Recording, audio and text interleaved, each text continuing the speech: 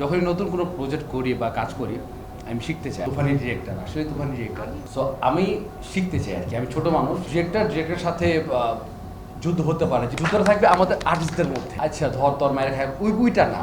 আমি আসলে ব্ল্যাক পাইনে আমি কি বলবো, মানে যখনই নতুন কোনো প্রজেক্ট করি বা কাজ করি আমি শিখতে চাই। আর এই প্রজেক্টটা শেখার অনেক জায়গা আছে আমার, কারণ রাফি ভাইয়ের সাথে আমার প্রথম কাজ। আমি বলতে পারবো না যে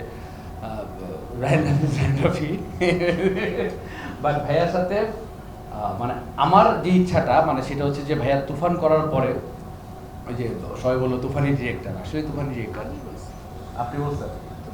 আচ্ছা উনি বলছে, আপনি না বললেও আমরা সবাই জানি রায়ন রাফি তুফানি ডিরেক্টর। সো আমি শিখতে চাই আর কি। আমি ছোট মানুষ, এখানে রাফির মধ্যে ডিরেক্টর আছে অনেক ছোট, তারপরে সোনানুর ভাই আছে, আমাদের লাভলু ভাই আছে, রুবেল ভাই আছে, মানে সবাই আমার গুরুজন। তো গুরুজনদের থেকে শিখবো। তো ওই শেখার আগ্রহটা নিয়েই কাজটা করা ব্ল্যাক মানি। তো আশা করবো সবাই ব্ল্যাক মানির সাথে থাকবেন, বঙ্গের সাথে থাকবেন, এবং আমি আমার অনেক ভুল ত্রুটি হবে রাইফি ভাই সেটে, সো বকা দিবেন আমিও চাই, যেহেতু আপনি আমার মেন্টরের ফ্রেন্ড। সো আমিও আপনার ছোট ভাই, সো আপনি আমাকে বকা দিবেন যদি ভুল করি, আমিও শিখতে চাই।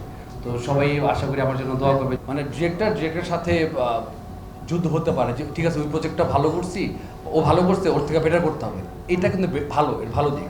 আর আমি যেহেতু আর্টিস্ট, আমার যুদ্ধটা থাকবে আমি ওইখানে যেরকম ভালো করেছি আমি চেষ্টা করবো এখানে আরও বেশি ভালো করার। এবং যুদ্ধটা থাকবে আমাদের আর্টিস্টদের মধ্যে। সো ওরকম না যে আচ্ছা ধর তোর মায়ের খায় ওইটা না আর কি, বুঝছে না? পজিটিভ, এটা পজিটিভ, এই আর কি। তারপরে আলাদা একটা প্রেস কনফারেন্স করবো, ভাই আপনারা আসেন, বসি, কাজটা করে আসি এবং কাজটার জন্য হিট হোক। হ্যাঁ প্রিমিয়ারে ইনশাল্লাহ, সেটাই আর কি।